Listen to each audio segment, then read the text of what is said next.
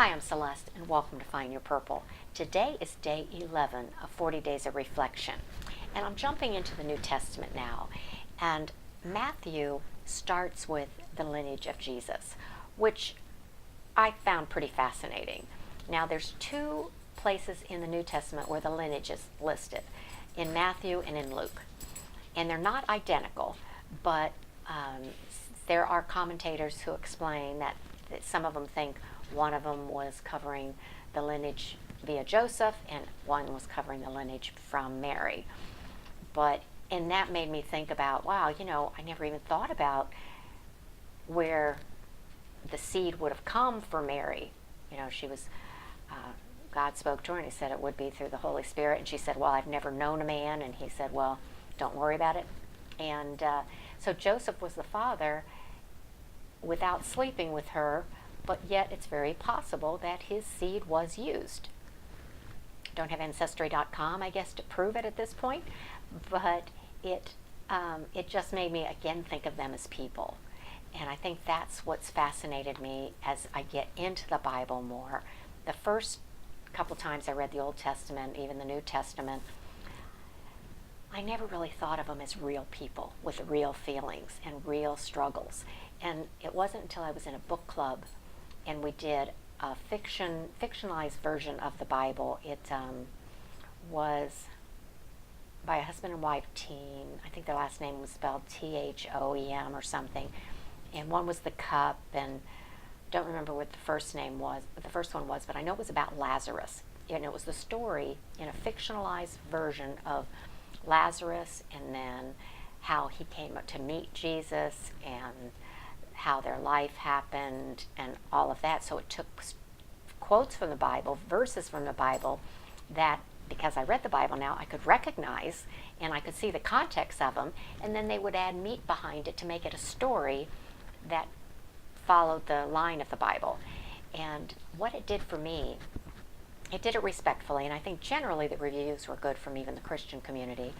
But what it did for me was thought of them as people. I mean, here in the book, they were having conversations, and Lazarus would, when he met Jesus, he walked through the vineyards with him, and you'd hear some of the vineyard stories.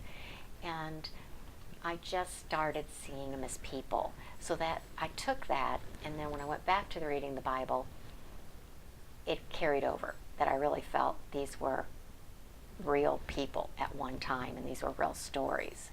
So I thought that was really kind of an aha moment for me.